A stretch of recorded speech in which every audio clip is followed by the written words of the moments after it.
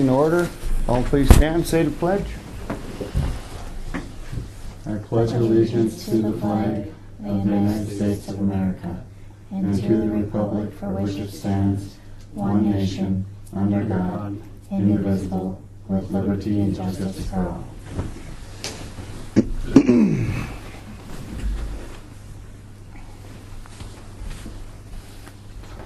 Any changes to the agenda?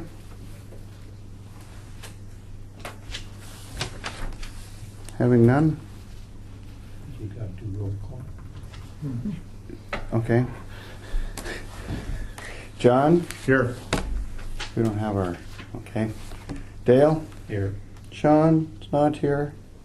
And neither is Troy. Mark is here. Approval of the agenda? Move to approve the agenda as presented. I'll second that. Okay, all in favor say aye. Aye. Opposed? Motion carries. Do I have to drop the hammer here once in a while too, or is that just his motion, his way? Just if there's misbehavior. That's what I was hoping. Approval of the January 19th and February 2nd meeting minutes?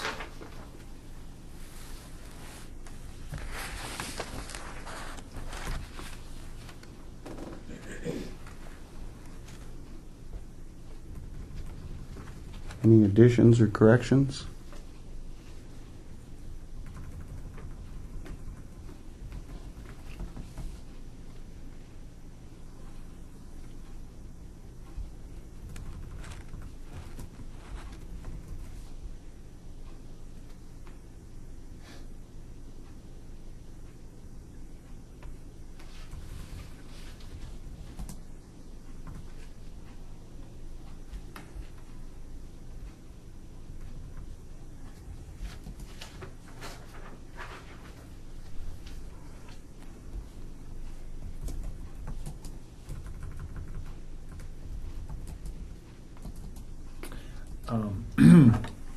Page 3, second paragraph, a motion by Ernest to combine the weed board officer with extension. I think it should say that motion by Ernest to have the extension agent become the weed board officer.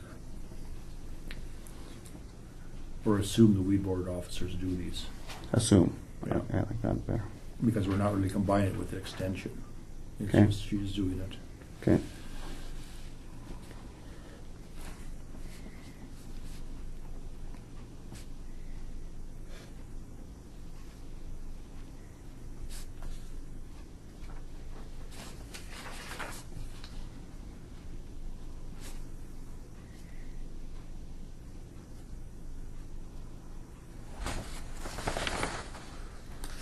Okay.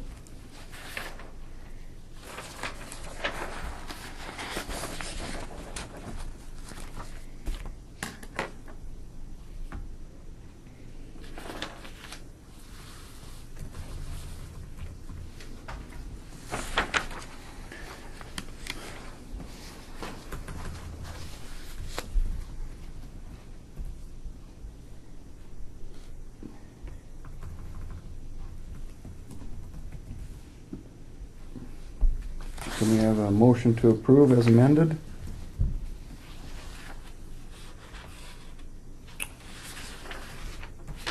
For the motion to approve the January 19th minutes as presented and amended. Second? I second. All in favor say aye. Aye. Aye. Motion carries.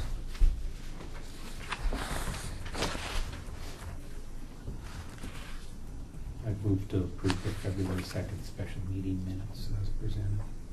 Okay, can I have a second? I'll second that. All in favor say aye. Aye. Aye. Opposed, motion carries. The bills.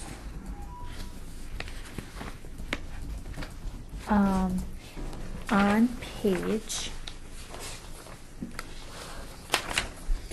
7, the ones that have stars by them are dues. And we do have one that needs to get added if we could, for workforce safety and insurance.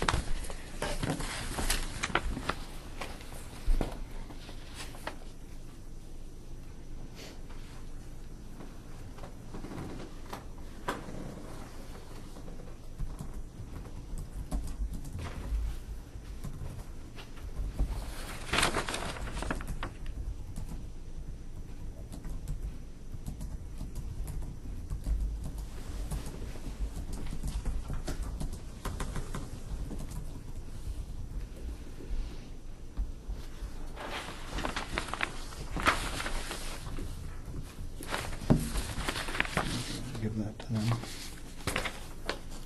This is the one that needs to get added if I could.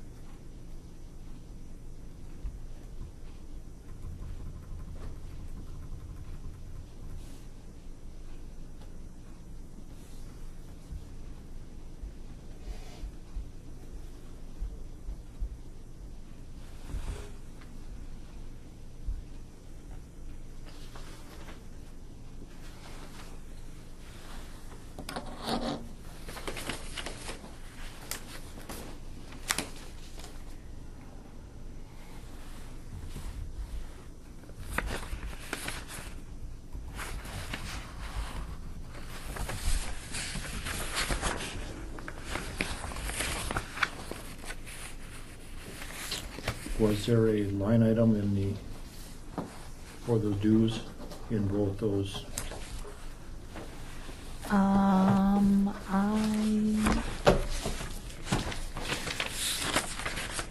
Auditors, yes. Weed, I don't think so.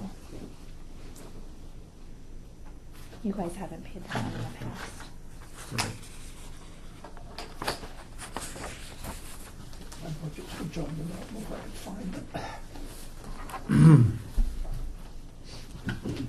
I believe that's the one that last year you guys said, please don't ever let us pay that again. Sounds like a lot of things.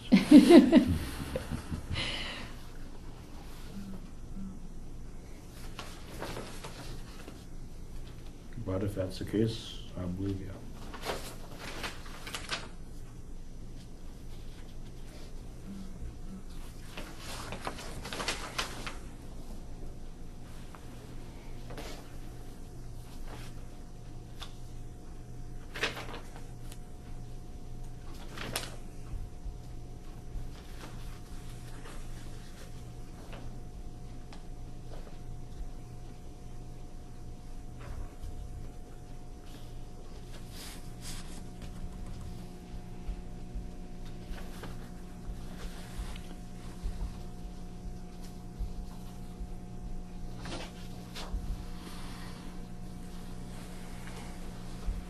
C5 for versions, if that's what you're looking for.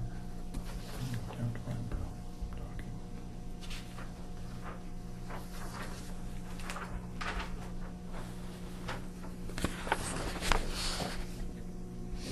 It's also on C29.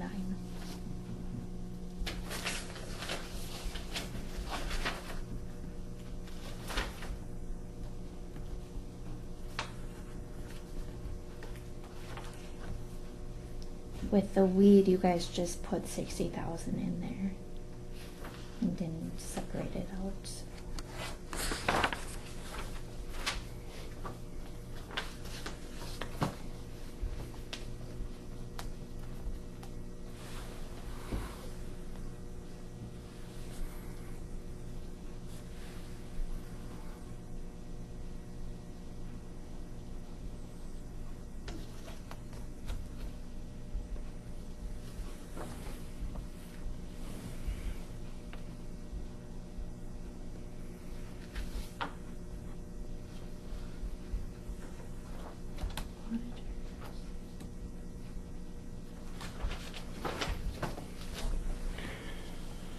Suppose we're still paying for heating up at the old social service building. Have they had any nibbles on that at all, or? Not that I've heard of.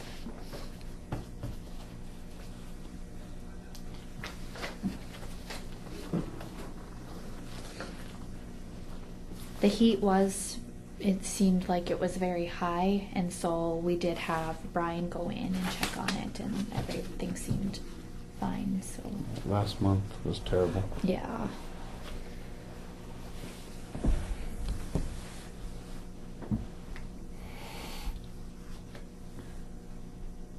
Could have a fire, I suppose. Could have a fire, I suppose. Kind of happened to me on Monday.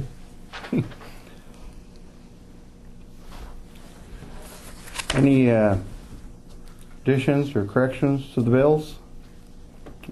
Or can I have a motion to pay?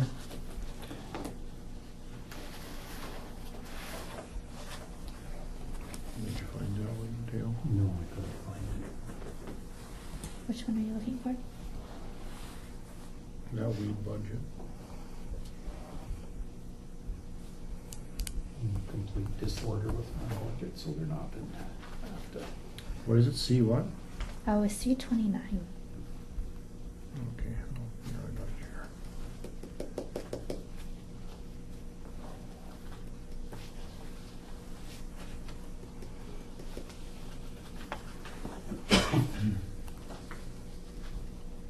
Must have dropped it on the floor when I picked it up.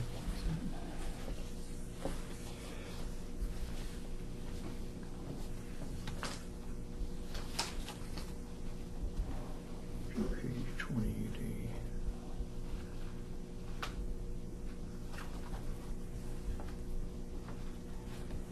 Did you find it?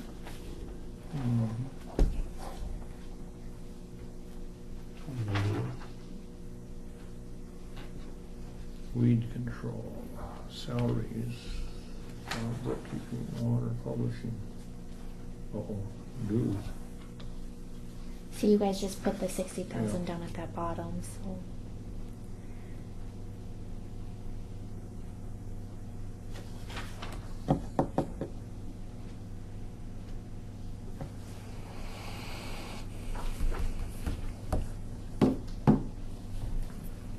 See that one? This one? Yeah. I don't think it- I'll move to approve the bills with the inclusion of the workforce safety and insurance bill for $250 and the exclusion of the North Dakota Weed Control Association for $275. Have a second? Second. All in favor say aye. Aye. Opposed? Motion carries.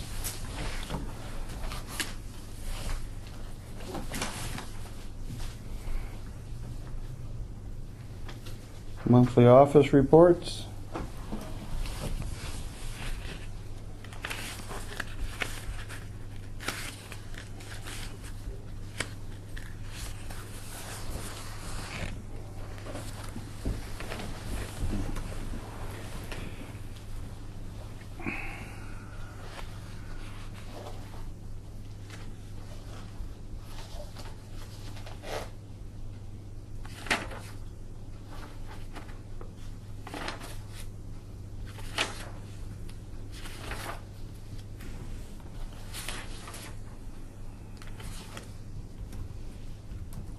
Move to approve the monthly office reports as presented.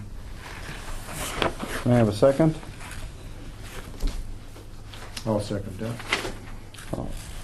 Any discussion? Any discussion? All in favor say aye. Aye. Aye. Opposed? Motion carries. Mr. Oyen, I believe it's your turn. Okay, start out with that letter from the North Dakota Department of Transportation. They're requesting permission to extend the inspections of box culverts from 24 months to 48. Right now they do them every 2 years. The letter says they received permission to extend the inspection cycle from 24 months to 48 for reinforced concrete box culverts in the state and local system. Culverts must be at least 3 years old to allow for initial and at least one more inspection before extending the cycle. And they must be satisfactory NBI coded 6 or better, not deficient in several other NBI ratings related to the culvert. Condition of box culverts deteriorates very slowly compared to bridges, so we'd like to spend the field inspection time on the structures that have the most chance of having a condition change, which is the bridges versus the concrete culverts. The county would like to go to a 4-year cycle on the above noted box culverts that meet the agreed upon criteria. Please sign and return this letter.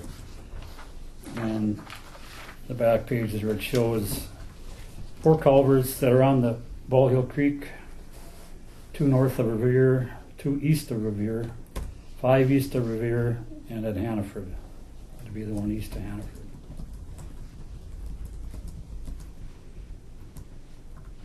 So they will inspect them this year in 2018, and then it would be 4 years after that, if that's what you wish. What are your feelings on that? I'm fine with that. That'd be fine.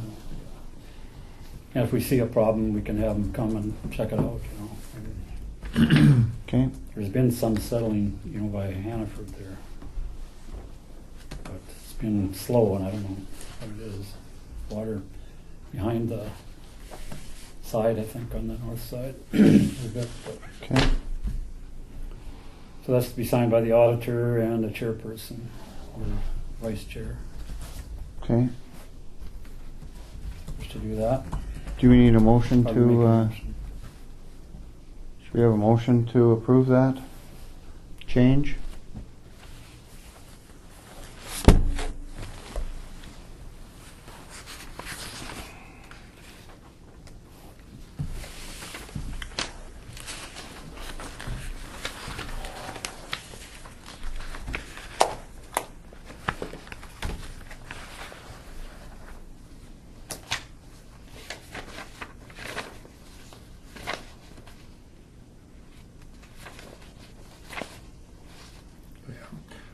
I move that we sign on behalf of the county to move the inspection cycle to a 4-year cycle. Can I have a second to that? Second. Any discussion? Any further discussion? Any further discussion? Hearing none, I'll call for the vote. All in favor say aye. Aye. Opposed, same sign, motion carries. And I believe we're going to talk about motor graders. Can we wait 1 second? Yep. We need to back up to the vote on the bills, and that needs to be a voice vote, That has to be a roll call? a roll call vote. Okay. Can do that. As per my previous motion, that we accept the bills as presented, other than the $275 for the weed budget and the addition of the workforce Safety. for workforce safety for $250, and make a motion to approve the bills. Okay. Do I have to have a second to that Yep. again? Or, okay. Second. Second. We'll go roll call. John? Aye. Dale? Aye. Mark? Aye. And then then moving forward to the office reports. Yep. If you go to page 28, emergency management report.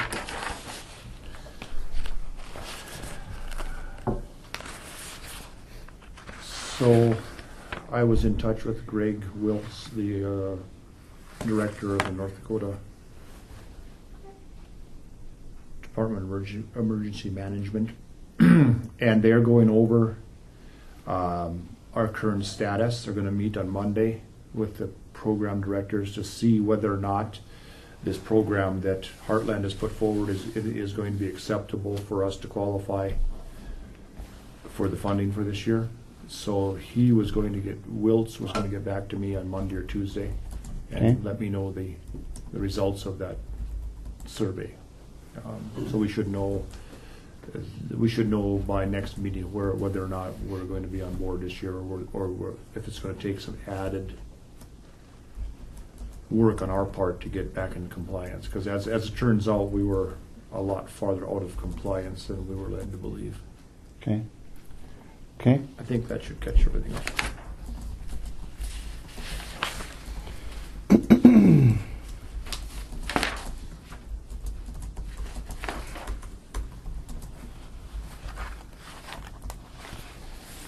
Now, are we back to our road department? Yep, that should get us back on that should get us back on the road department. Okay. Yeah, Troy asked after the last meeting, see if I could get the report on the repairs on the current machines that we have.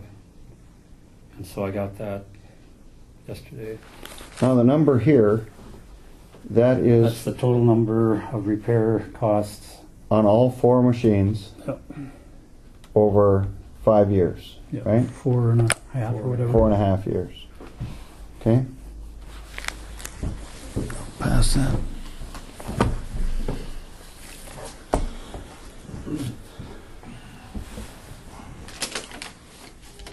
So that total figure was covered by the warranty? Yeah. Okay. And Warranty and the RDO promise. 'Cause that covers stuff that the warranty doesn't cover. And the warranty is how much per year? I don't remember if it was 7,500 or 7,500 per machine. Per year, right.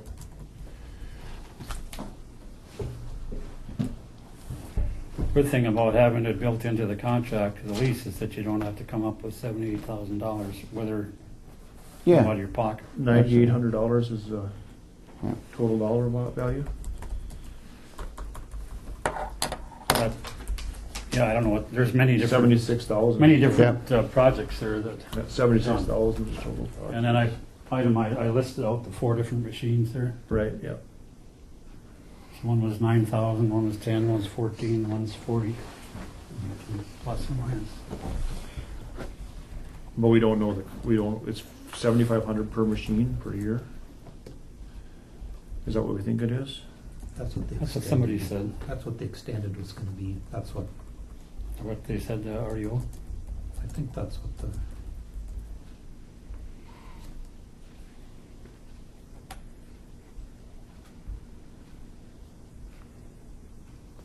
Do you pay for the RDO promise too? Is that That's that's already in on that figured in there, 75? I guess. So under this scenario, it would have cost us 150. It cost us 150, and we got 76,000 worth of benefit out of that.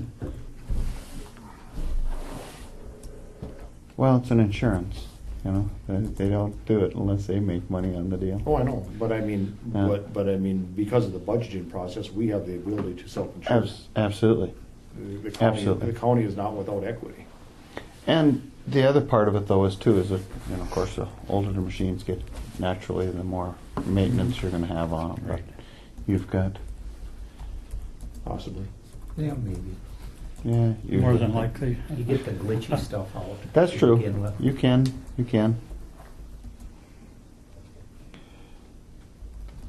I just can't believe these maintainers only come with 1 year warranty. You know, even tractors, you buy new tractors today, they're 4 years, 4,000 hours you can get, that sort of I'm thing. sure that's built into the price too. I'm sure it is. I'm sure it is.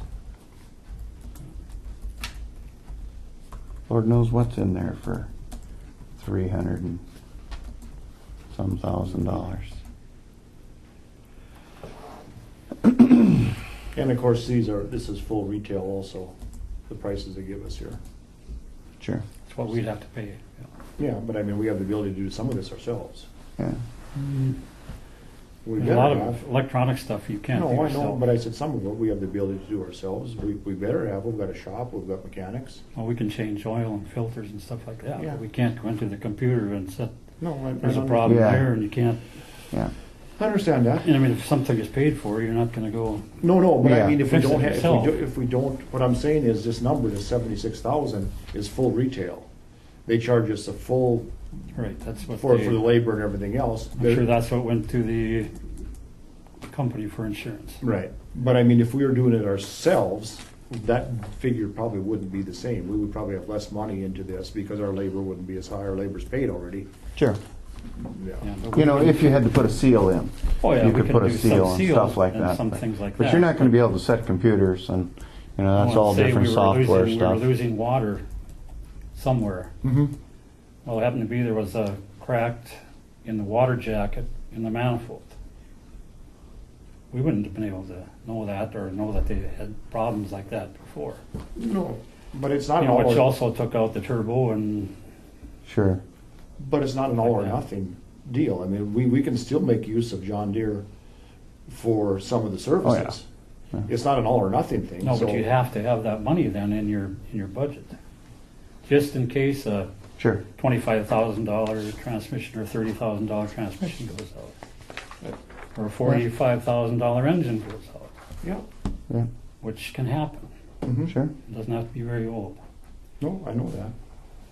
So that's where the insurance, just like we insure our car, we don't, yeah, we could fix some of the stuff ourselves on our car, but we put insurance on it, so we don't have to pay the whole thing ourselves. Pay a monthly fee or whatever. Again, over these 5 years, this insurance has cost us $75,000. Yeah, it is. That we But didn't get know money. that. Yeah. No, Yeah. The last machines, that's when we worked on 2 transmissions. And we only had them for 3 years, from 2010 to 2014. So, I mean, it Yeah. can happen. Yeah. Oh, there's no doubt. You're always rolling the dice. And so you keep, I don't know what your intentions are, I guess, what, if you're gonna keep them for 2 more years, or 5 more years, or, We'll have to see what the price is. I mean, Yeah. here, so here's, I mean, I just boiled it down to the bare minimum. The budget we have right now, if we spend every dime in there, we will reduce the reserve to this. That's pretty much the nuts and bolts of it. There's $262,000 that over and above or underfunded. So we could shuffle things around to make this work using the gravel or whatever else. Not touch the original budget, but it would have this, we would decrease it by $262,000. So for 1 year, we could certainly do away with the gravel budget, that's 130. That would boost it up enough where we can cover the 72,000, and we could have enough for the payment on about $650,000 worth of principal. But now the following year, we either need to increase our revenue or decrease our expenditures for the next 5 years after that. Well, the 73 wouldn't be there anymore. It'd be, you know, that's our last payment on the lease. It's not there now. Well, we're going to be making one in. I know, but it's not budgeted. Yes, So yes, it does, so yes. this budget we have right now is Yeah. $262,000 short. We will have to make up $262,000 for the next 4 years if our revenue stays the same. Now, we always have built, Mm-hmm. but the building, as Wayne pointed out, the state doesn't want us to, we should move that 25% match back into another budget like we have it. You know, and the reason we moved it because the state mandated we move it, and we did, but it doesn't work out real well for planning purposes, and right. yeah, so we can, and I don't know what dollar value we need. I mean, how big Our are next those paving project, I projects? think the next project that was scheduled was the chip seal, I think, on the Sutton Road. And I don't remember what it is, but it's an estimate on that sheet we have Mm-hmm. from the state. Wasn't that like 180,000, I thought? Can't remember. You know, so But you we, see, we haven't got any funds saved up in the federal funds that come to the state. The state keeps our 72,000 a year is what we were getting from the federal highway. and we spent all that. Yeah, we borrowed that ahead, or Borrowed ahead, yeah. we went ahead 2 years. Yeah. So then we've been making it up now, Mhm. unless the new highway bill, if they pass one, Right. And so- changes, and it might change the revenue. So revenue wise, I think if we can cut out that 262 every year and keep, and maybe part of what we don't spend can stay in reserve on the road department budget, but a lot of that we don't spend needs to get over into the 25% match side of the budget. That's and the only revenue that's produced is out of the road budget. It gets produced out of the road budget. We just need to set Yeah. it aside. That's kind of the bad part of it. Yeah. We look That's at where it the was budget nice and when we it was say, divided into 3 different sections, because then you knew, okay, the highway, they see the state, that's what we had. FDR, The state yeah. didn't want it that way. yeah, right, Because they thought there was shenanigans going on in some counties where they're, moving money around. yeah, but we need to put it back at least into 2. So the 262 every year, what is that again then? Is that Okay, if money back you into spend the- every dime that you have in the current budget, it would overspend the budget by 262,000, or it would decrease the reserve by 262. So if you spend every line item, there's not enough income to offset that. Right, and we Yeah. won't, of course. Right. We So don't have to, but. But then after this year, when we get the 72.4 or 5 paid, and then you're gonna make another payment for a new lease? So Possibly. that's where it. okay, no. That's just if we just left the budget just the way it is, without doing anything with these road graders, it's $262,000 overspent. Without doing anything. Yeah, if you spent all the money. Right. If you Or spend it all all, the budgeted. if you spent it all. So in order for this year to make it work, we just move money around within the budget. Yeah. But going forward, if everything stays the same, we need to reduce the expenditures by 262 or raise the revenue by 262. Because next year then it would be the 180 or whatever thousand payment would be. Instead of the 110 Or- that you budgeted. Yeah. But it doesn't matter. Because we're getting that 180 from the existing budget right Yeah, now, which is yeah. overspent by 262. Yeah. So nothing that we do, It's going to improve that. no, other than more revenue. Other than Yeah. reducing the line items down to, Reduce them down by 262,000 while leaving whatever we move here. We're going to have to make that $110,000 line item probably 160,000. So now you're faced with actually $310,000 rather than the 262. And so the question is, where does that come from? Mm-hmm. Mm-hmm. That's where we stand, and there are some line items there. But I think we use the outside contractor. It looks like in 2016 we spent $130,000 of it. What do they do? outside contractor, that, in the old days, it was in the FAR account. Yeah. And so that's where I would, if I'm gonna chip seal or something, Mm-hmm. that's where I'd put the amount of money in there that I had to match with the federal Okay. money. Okay. You know, so it came out of the reserve, or the Sure. money that I'd Okay. saved up that carried over, you know. Yeah. And That's then, how you built it. Was But I- out of the outside contractor, right? Well, that's how you spend it, is out of the outside. Okay. Yeah, and I think now we'll call it matching funds or something like that, so we can use it for both the state or the federal. But 118, you said, Dale? Yeah, 118, 818. In 16 it was used for, and I don't know where we used that. So the question is, where do we? 16, was that when we did the overlay?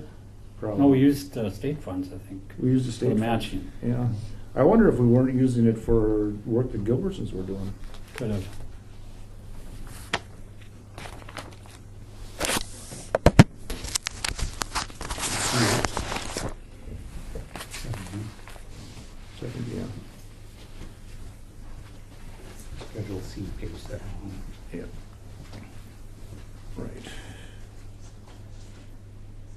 So that's what we're up against here, and I see, you know, the gravel is one, contract work. Yeah, but you can't eliminate. Now you're saying it's. I haven't went through the budget cycle yet, but is that 200 and? Would you say 246, 56? 262. 262. Is that per budget cycle per year? They're the same. Don't we do a 2-year, or do you just do a 1-year thing? 1 year, no, they're the same. So So now the on the upside of that, the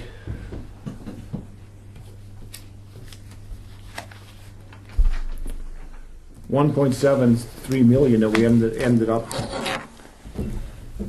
left over with from 2017 now becomes,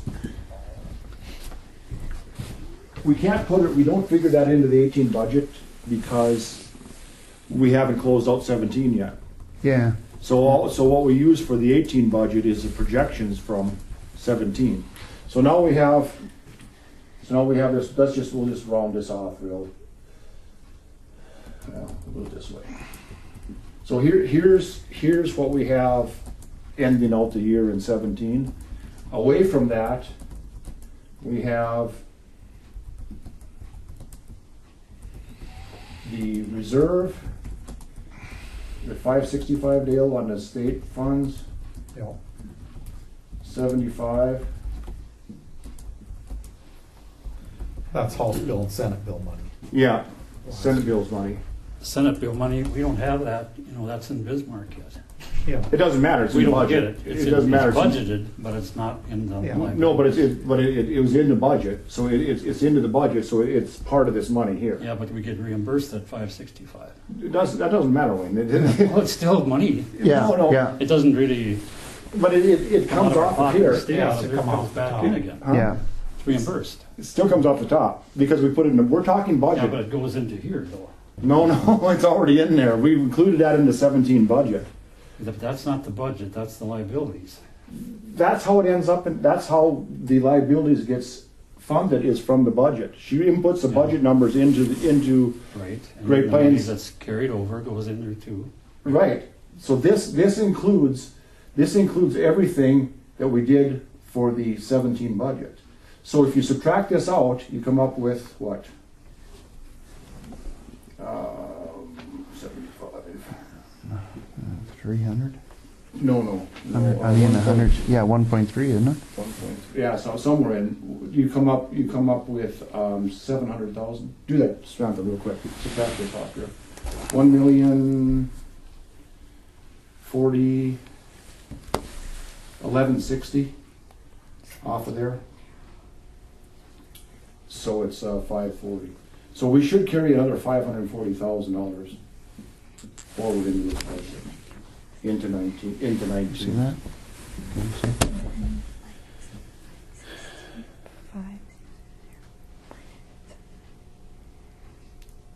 490. That's what I get. Taking the 1.7 at the top and then subtracting all those others. I got 192. And, but what was this actual number though? 773. 773. Yeah. So add 7. So it's 563 then. There. Is what should come forward. So 563 onto this 310 is now going to give us a balance of 378 in the reserve, which should give us something to work for besides what we have to do on the chip seal, I would think. Yeah, because it's gonna take a few years to build up the 80%. You know, so. But this number after, when we do this next budget, this should be the number that the reserve should grow by that figure.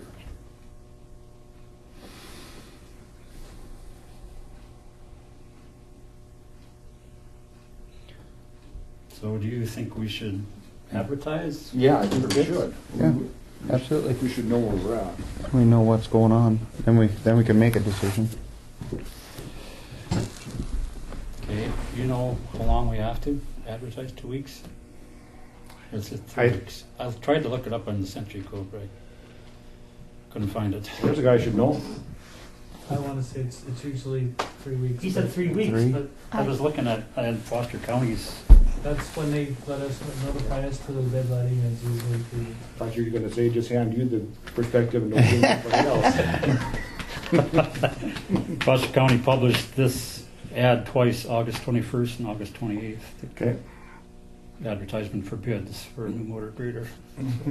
So they did it for 2 weeks. And for 2 weeks. But then you see our And then meeting the, falls. and on then a the next different- week so it's a 3 week. In I between. suppose. Yeah. 490 is what I. Yeah, but then I added in, see, I use 1.7, it's actually 1.73. So I just added 73 back. So what do we want to bid? We want to bid, Well, I think we asked for a bid for a lease on, like we were saying, can you bid for one blade and then we decide how many we want after that I point? think you bid for 4 and then you decide how many you want. Okay, You could take 2, you can take Yeah. 4. yeah, If you want to take 2 from 3. him and 2 from them, you can do that, whatever.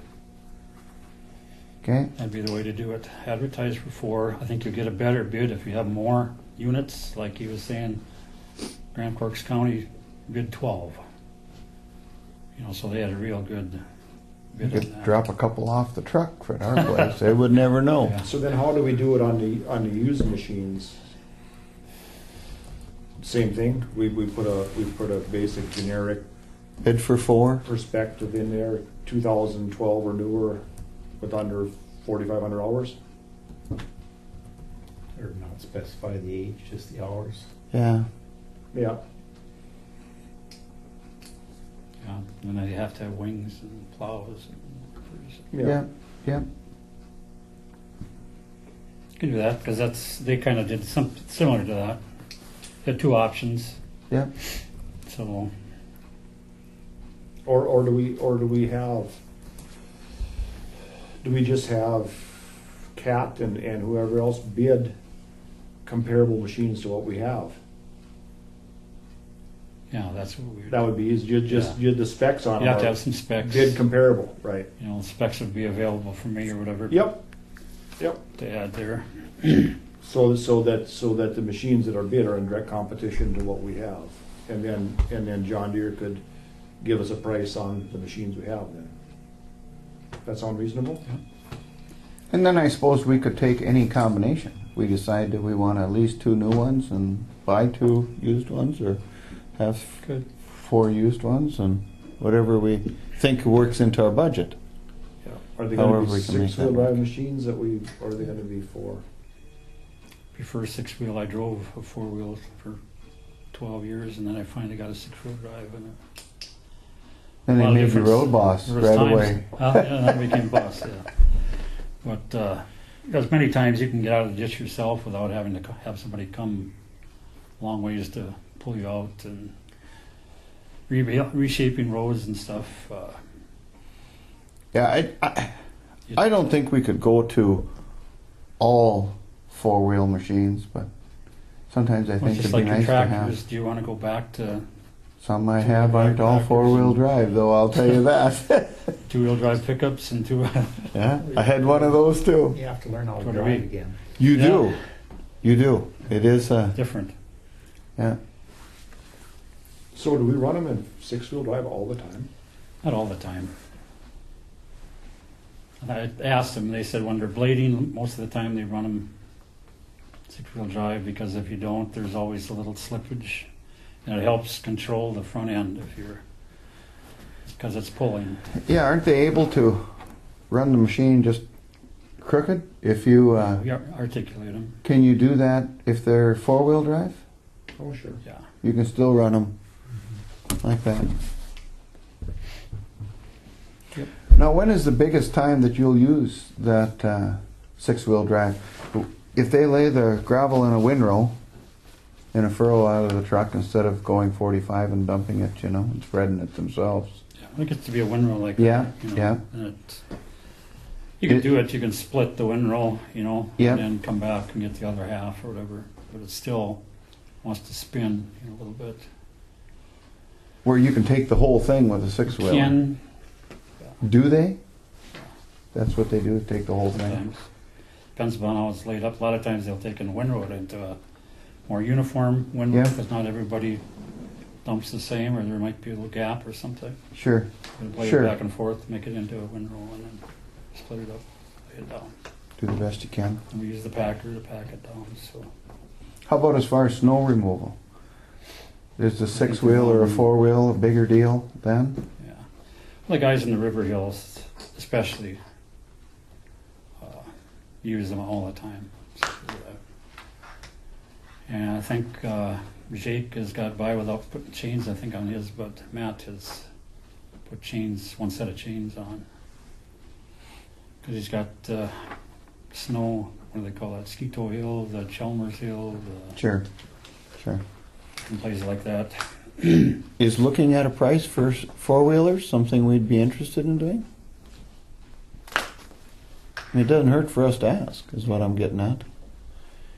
You can ask, yeah, it doesn't. And once we get to this point, once we accept, we're stuck with them for 5 years. Yeah. What's the price difference between all-wheel drive and four-wheel drive? I think it was around 30. It's came down from that, but to be honest with you, I haven't priced out a tandem drive in 2.5 years. All the counties are going all-wheel drive. What's the availability of used machines? Used machines, we got used machines in the inventory, depends on where they fall in on what you guys are looking for. Well, in comparable to what we have now of 2013, are they 13s, Wayne? 13s. Are they 13s? Yeah. We would have some on hand right now. Within 4,000 hour range, 3 to 5 range. 3 might be tight, but most of them, will be coming back from a county, another county at $5,000 Yeah. or less, but. Mm-hmm. So they're out there. Oh, go on Machine Trader, there's pages and pages and pages of RDO had 17 pages of them on their site. Motor graders. Yeah. it's a buyer's I market. just need you to be signing at the bottom for the piece. I'll just give you a note. They were expensive. So we need a motion, or something. Trying to decide what the motion should be, what we should ask for. I got sidetracked. Well, my feelings maybe don't mean anything, but Well, I hate to buy used ones. We've already got used ones. And we don't know, we know the history of these. actually, we have nothing. Actually, we have nothing. They're just a lease, and they'll be No, gone he's here. talking about, you're talking Yeah. about replacing our used ones with different used ones. Yeah, yeah. Yes, but if, it's pretty evident, and if I'm speaking out of turn, tell me, but it's pretty evident that I think the machines we have, RDO is probably upside down. They probably put more money into them than the market value, than the market actually will achieve. So if they're not willing to absorb that loss, then we're kind of forced to trying to find somebody that will price them at market value. But you're right, would be way better to use these machines we have, but if that's not possible, if I don't know how far upside down they are in the machines. It all depends on what cycle we're in and how. But if they have 17 pages of them, and they were all using the basic thing, and everybody thought the market was going up and up and up, and things were going wide open, and all the state and federal money was in here, and the oil was booming. No doubt they got priced higher than they should have, which helped the county out, because then we get a lesser lease rate because the machine was worth more at the end. I mean, such is the market, though. So I think we almost have to get them. I don't think we have the ability to go negotiate, I don't think. I think we have to give Cat or anybody else a chance at supplying the machines. And by leasing them another year, did you?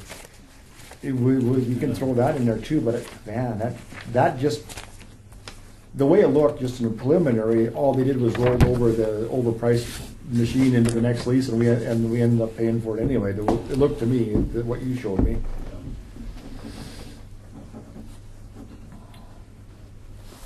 So we need a price on 4, a lease price, a 7-year lease price. Could do either way. You could do 7 years, $7,500. Problem is you buy all the insurance again. I don't know if we save any money by going from a 7 to a 5. You know, they just raised the cost of the insurance for us to, and I don't know. I suppose we can get a bid both ways. Another question. Well, a question then is: are the lease payments on these government leases, when they're not paid down to basically a buyout cost, when they're just paid down to a actual value? Does it make much difference in the term of the lease? Is a 4,000 hour lease going to be a lot less than an 8,000 hour lease over 5 years? The payments get less on our side of things. I mean, payments be less for you the longer term you got. Right. So there is a certain component we're buying the hours as well as years. Not so much if you're doing on a lease where you buy it down with a $50,000 buyout. Not so Right. much then. Then the lease payment doesn't. Then 4 years to 7 years doesn't make much difference. Then it's just the interest. Yeah, Yeah. that's what I thought. So when you on your lease, Yep. just speaking generally, when you go over the hours, how much is that charge per hour? They got it pretty stiff. I don't have the, it's a stiff number because they want you to stay within your parameters. They'd rather see this a little under than over. It's not, even on loaders, everything, we try to keep the customer within reason. We don't want them to go over on those hours because it's expensive. But it's expensive to be under too. It is. It's a fine line. So I mean, the more you can. Advantage Caterpillar. The biggest thing is Mother Nature is hard to guess. Absolutely. Especially in your guys' seats, where Yeah. if you just had a loader inside of a warehouse and you knew you were going 40 hours a week and starts and finishes, you can get spot on. It's on Mother Nature in your guys' world is really the dictator of Yeah. where you're going to land on these hours. And Summer isn't such a big thing, but winter is.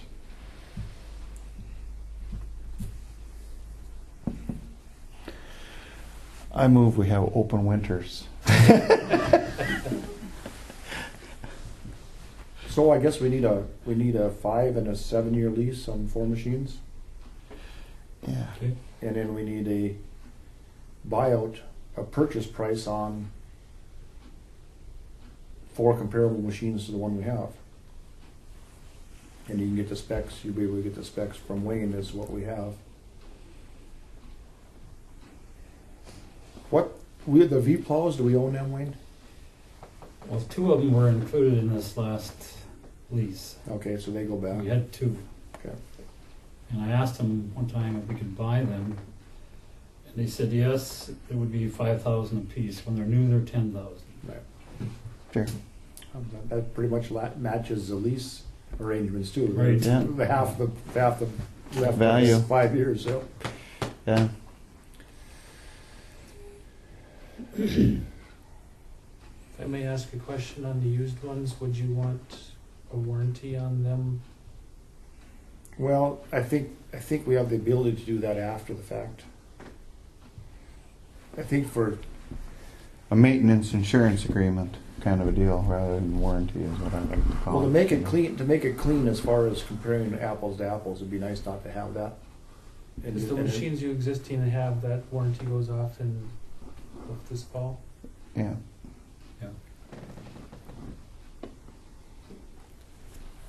And we're thinking we're probably going to get around 400 more hours on the machines before Yeah, we're back in.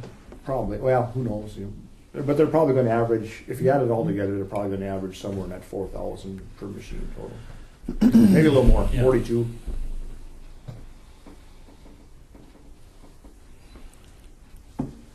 How far can you keep warranting them or paying the insurance or that sort of thing? We go out 10 years. The initial new machine, we only go out to 7 years, then you can extend it past that.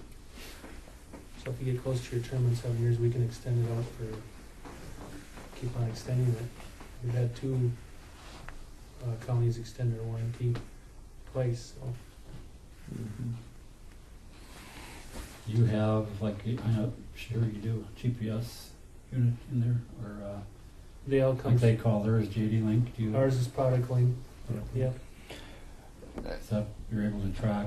Yep, machine track on the and condition computer? monitor. Because I think we want to put that back into effect, especially with these used machines, if we go with the used machines, or the new machines also, because so.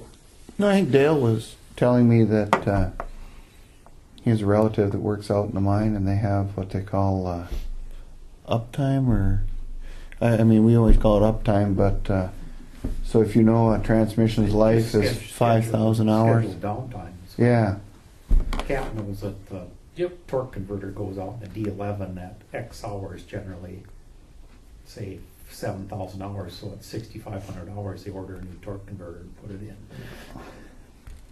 Yeah, we do inspections at certain times, scheduled inspections. That's pretty right down to the nuts and bolts of what. So they don't have a machine broke down Right.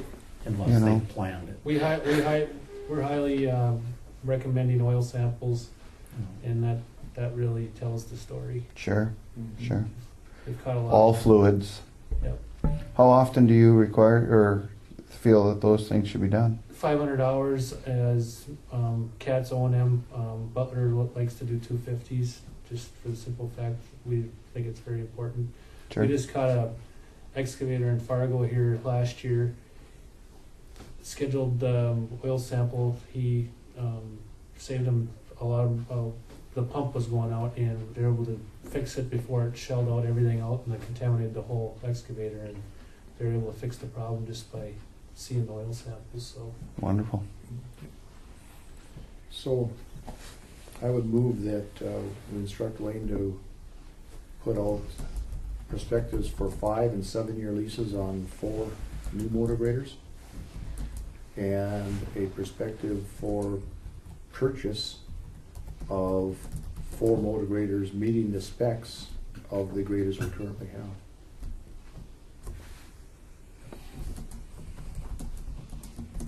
Anything else we need that way?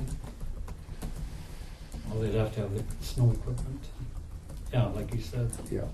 Yeah. Well, that can be I'll a put that separate in. bid, yeah, that can be a.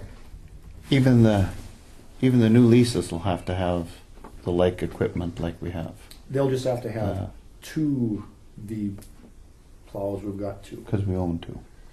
Okay. But that isn't a big deal, we're talking $10,000, I think Yeah. we can, I don't think we need to put that in the bid, I think we can handle that. Are the plows and wings interchangeable between brands of equipment?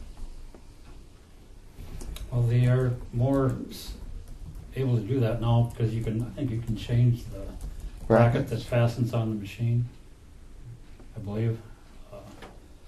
In the days past, you used to have to cut that off and then remanufacture. You'd send them to Falls and they would change them over from Cat to John Deere, or if somebody made a different angle on the frame or whatever, then they had to be redone, and it cost 2/3 Sure. of what it cost to buy a new one. But the V plows are universal. though. A-plows are, They just- yeah, they all have this, Yeah. that Volverson type. And we don't own it, and we don't own any of the other, We don't own the wings. no, so it doesn't matter.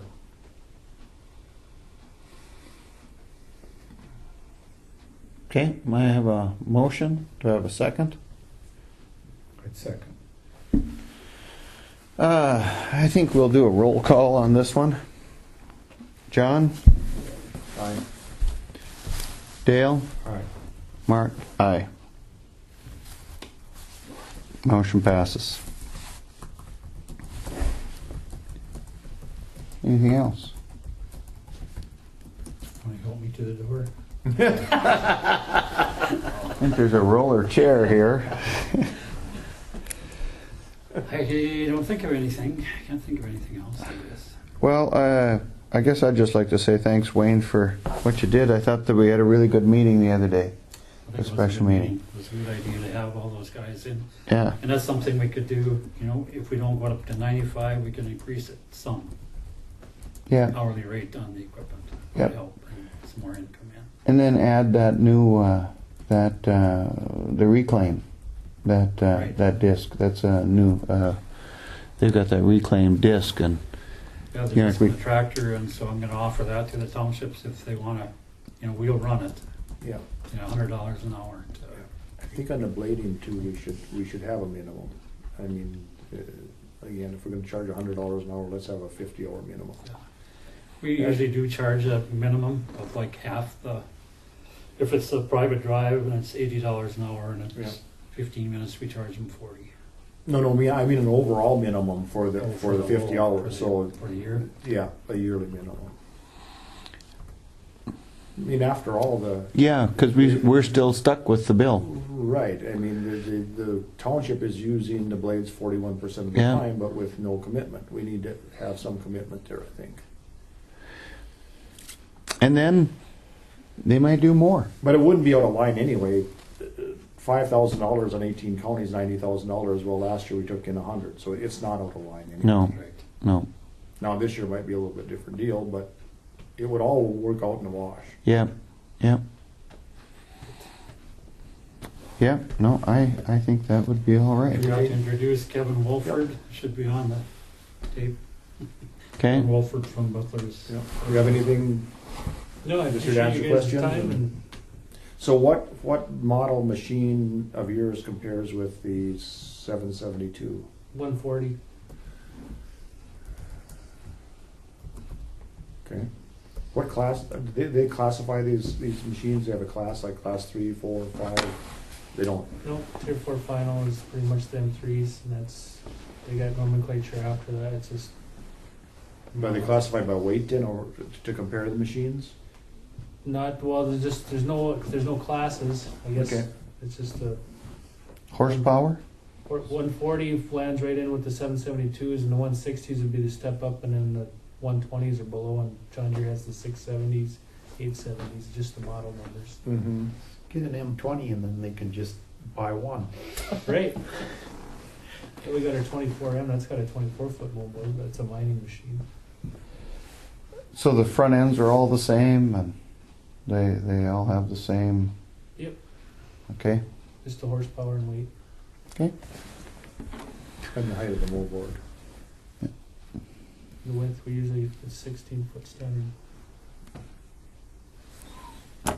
Okay, thank you very much. Thank you, guys. Thank you. I have something here, it says about state's attorney next with He's Jamie. got something in here, on page, What? 35. yeah, Get it approved. just so that he can run for state's attorney in both counties. Yeah, because we share a state's attorney, the counties have to get permission for him to be. Okay, And if you have any questions, he will be here. He's running a little late, I think 2:30 or something. He should be here. I don't have any questions. okay. Motion to approve? I'd make a motion to approve the Griggs County State's Attorney's to run in Griggs and Nelson counties concurrently. Yep. Or Application. sign the document allowing for that to happen. I'll second that. Okay. All in favor say aye. Uh, Opposed? Motion carries.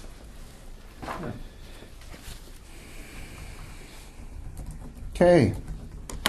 I guess we have a representative here of the retirement, isn't that right? Yes, that's correct. And I guess we'll allow you some time here now. Okay. Jeez.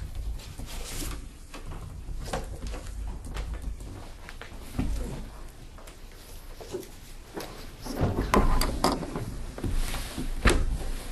Thank you. You're welcome.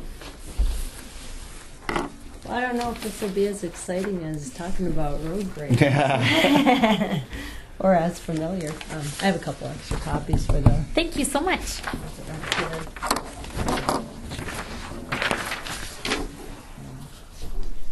Well, thank you, Mr. Chairman and members of the commission. My name is Sharon Schurmeister, and I'm with the North Dakota Public Employees Retirement System.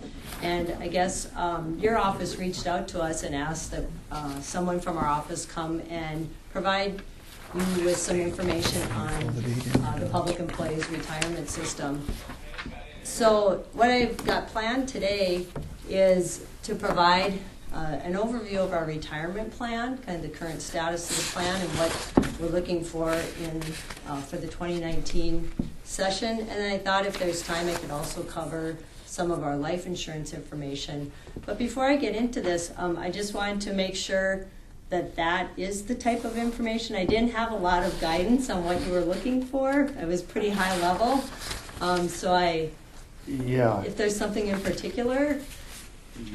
Yes. Great. At looking at the PERS and some of the actuarial, and Troy's the chairman normally, and he's a banker by trade. By day. Yeah. So we were looking at it, and some of the actuarial projections in there didn't make a lot of sense to either Troy or I or the rest of us. Where I believe they were predicting 8% growth on the funds in growth of the fund. We know that 8% isn't possible, but if you use 8%, it makes the fund look a lot more solvent than it would appear it is if you put an actual 2 or 3% growth number in there. Sure. So we wondered how that 8% was achieved, not doubting it, but because if it isn't achieved, of the impact it has on the fund. And then the biggest thing we had, not the biggest, one of the other things that came, the question was, can we have 2 different retirement programs running within the county at consecutively? Could we, new employees, could we switch over to a benefit-based program rather than like a 401k, and still run the PERS alongside that for the employees that were on that before? Because not knowing when, but almost for certain, these unfunded liabilities come back to bite everybody, and whether it be California where it's happening now, or North Dakota, if it's going to happen, eventually it's going to happen in the future. We inflation and the nature of the beast indicates that eventually we won't be able to afford this retirement package. So it seems prudent to somehow make arrangements now so that we don't have to deal with such a large unfunded liability in the future. So that was the plan. Those not so much the benefits, Right. but the structure of it and how we can work within that structure to alleviate some of the concerns that we have as far as the long-term Sure. Kind of viability. of the program. Good, because what I have in here is more on the financial end of things and the actuarial. So I really don't get into the benefits at all. Okay. It's really what our plans are for maintaining the viability of the fund. Mhm. So if that is it. if that's it, I mean, Yeah. and I can try to speak to your other questions. The second one, I maybe don't know the answer, whether you can have a retirement plan in conjunction with us, yeah. but I can certainly Yeah. go back and get back, specific answer to that question. But I can certainly speak to the returns and the status of our fund now and the actuarial assumptions we're using and the process that we go through, Okay. and kind of show you some things. So if that Yeah. works, I can kind of dig in. And what I thought I'd done would do is kind of give you a background of when we started reaching our funding, or had our funding challenge, which was back in 2010. Is when 2010 is what it said here. Yeah, 2010 is kind of as a result of the big financial crash in 2008, and that's when we started looking at things. So if you want, I can give you background. I'm not sure how familiar you are with kind of what the history is, but I'd be happy to go through some of that. and How speak to long? that. How long is your presentation? And that was the other thing I was going to say. Yeah. How long would you like me to speak? Because I can, I could probably talk for 30 minutes, and that might be more than. I think that you if have we can, time if you can for. kind of squeeze it into maybe 15 minutes or so, Sure. if that sure. would be Yep. good enough. And maybe if John's Yeah. got questions or something after that, we can go a little bit Certainly. longer. Yep. And I didn't mean Oh. to say that in conjunction with the PERS, separately from the PERS. So new Right. employees would be separate. In a new plan. Yeah, just over here, nothing to do Right. with Yeah, defined contribution. rather than defined Sure. benefit. And that's something I don't know. I would have to go back and look at what the agreement is that you have with us to provide it. Just to give you some background too, just where I fit in. I've been at PERS for 30 years, but I come from the accounting department. I'm the chief operating officer. Our executive director retired at the end of October, our long-time serving executive director.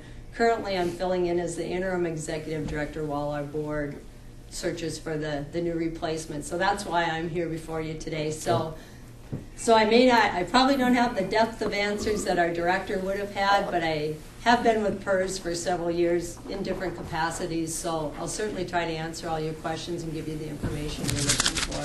And if I can't, I'll be sure to follow up and get the information back for you. No, it was basically just a long-term. Return assumptions?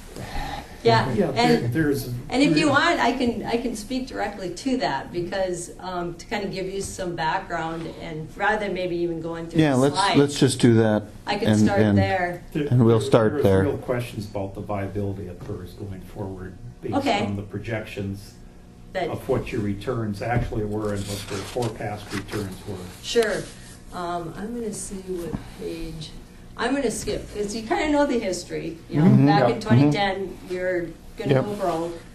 We've been trying for the last 4 sessions, to get contribution increases. To date, we've gotten 3 years of our recovery plan passed, which the recovery plan was to have an increase of 4% paid by the employee and 4% paid by the employer.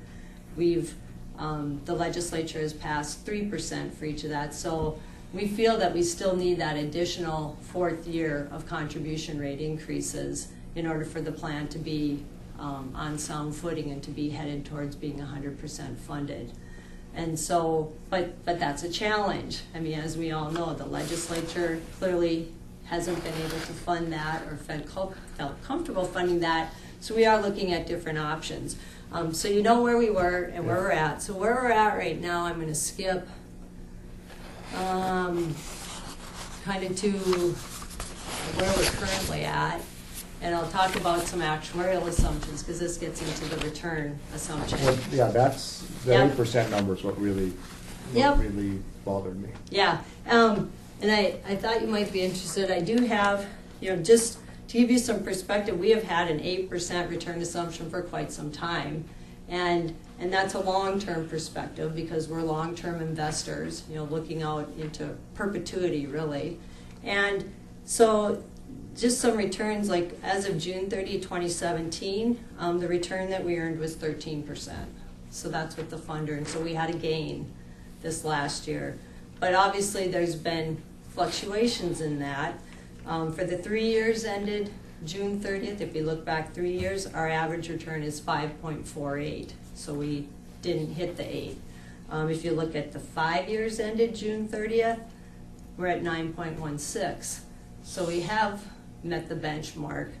But then, I mean, you can go back and look at the last 30 years, which includes, some big market declines, and we're at 7.85. So we haven't hit the 8. So Very what are the investments in the fund that allow for a 13%? Yeah, I can speak a little bit to that. Our assets are invested through the State Investment Board, which is another state agency. The Retirement and Retirement and Investment Office and the State Investment Board. They invest the assets of the public employees retirement system, the teachers retirement system, plus they have several other funds, like the state's, that fund that I can't even think of what it's called, but a lot of state assets are invested there. Where we see an advantage with the pension funds is they can combine our assets with the teachers' assets, which is a pool. I mean, our fund is about $2 billion. The teachers' retirement is probably similar. So when they go out into the market, they're able to get lower fees because the more assets you have, the lower your fees are. And so that's probably been the biggest driver. And that, quite honestly, wasn't always the model. We used to have our own investment officer, and the teachers had their own investment officer, and we invested our assets separately. But actually back in 1989, legislation was passed to combine that for the purpose of leveraging getting cheaper fees. So they also manage the legacy fund? The legacy fund, yeah, I'm sorry, that's what I was thinking about. The legacy fund, I think they also have some insurance funds, a workers' comp fund. So they have a lot of assets under management, and that's who our assets are held with. And so what our board is responsible for is setting up an asset allocation, or the policy, how much is invested in equities and how much in fixed income, and they've got quite an array of asset classes, real estate and some venture capital in that. And they provide that guidance to the State Investment Board, and then they actually go out and hire the managers and monitor the investments. So they are the ones that is responsible for our returns. Okay, so is this based on a cash flow basis, or is it based on an equity basis as far as the growth of the fund? That makes a lot of difference. So if it's based on an equity basis, you're not getting a dividend off the stock. You're realizing the equity in the stock, and like market value versus. Right. That's where the danger. That's where the danger comes, because then you're looking. Yep. It's a snapshot in history. So yes. You don't have a. This would be based on market value as of that measurement date, right?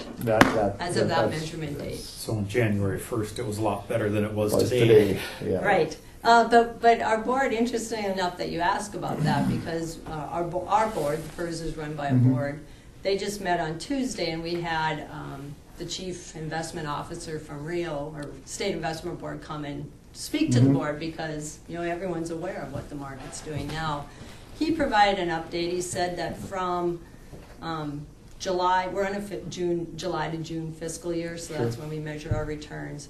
He said from July to December, our funds were up 8%, like 8.02. He said with the recent drop, he said it's about a 5% decline in our asset value, but that was as of Tuesday, and I know it's changed too. We were still ahead asset-wise on that. And so yes, it has fallen, but it had risen exceptionally high. I mean, we've already met our return assumption just for the first 6 months. But as you know, I mean... Well, that's where the danger comes, because you're running a business that requires cash flow. You have cash outlays. Yes. It's being treated like a retirement account, where you don't have to realize the gain until the end, the gain or loss until the end. So what funds those cash flows? Actually, what's funding our cash flows is the contributions that we receive every month. Yep. But our contributions that are coming in do not fully cover the payments going out each month. We've crossed over. I mean, it used to be that we could fund all our payments out of the contributions. Yep. So we have crossed over. So now it is investment earnings. So we are pulling money out of our investments each month to help cash flow the benefits. But if you is that so you're taking equity out of the fund? It's earnings. Yeah, we are taking earnings that we've realized out of the fund. Yeah. Yeah. Right. I mean, some funds borrow against earnings. And Use that also. Oh, okay. Yeah, and we're not. I mean, either Yeah. way, Yeah. either way, it's a We're doing backwards ours trend. is a cash deal. Yep. And so, but to address your point, like, is the 8% a reasonable assumption to use? We have an actuarial firm who comes in every year and does an actuarial valuation of the fund to see where we're at and to do an assessment. And part of that process is they need to look at all of our assumptions. You know, we Right. have demographic assumptions, like how long are people going to live, you know, how long are they going to work, you know, what's their current age. So they look at demographics of our population. And then they also look at economic assumptions, which is how much our investment's going to earn, how much is inflation going to be. And they evaluate that, and we're required by law to look every 5 years to actually do what's called an experience study, where I'll look back. we look back at the Yep. 5 years and say what really happened and what were we expecting, and then we adjust Yep. based on recommendations from the actuarial consultant. So we just did that in 2014 and looked at that, and one of the big things that would change there was mortality. When are people going to die? Because clearly we're all living longer, and so an assumption was changed there that needed to be factored into what our liabilities are, because people are going to be getting a pension longer now. We did go out to bid for a different, we bid out our actuarial services every 6 years, and we did award it to a different actuary starting July of 2015. So that firm came in and they looked at things and they said, we think you need to look at your economic assumptions and especially your return assumption, the 8%. Could have hired Troy and I to do that. Is that right? But anyway, because nationwide, Yeah. funds are, I mean, across the nation are looking at that and where should it be. So, not to, before I Nope, lose the that's thought. fine. Yeah. So when they did the look back, they did, when I've seen this before, they'll plot the projection on a line, a graph line. And then when they do the look back, they put the actual projection or the actual outcome on another line. Did they do that with this? So I mean, it's a real simplistic way of seeing which way you're going. If the projection line doesn't match, isn't at or below the actual line, you're going the wrong way. Did they Right. graph this? Or Oh not? gosh, there could very well be something like that.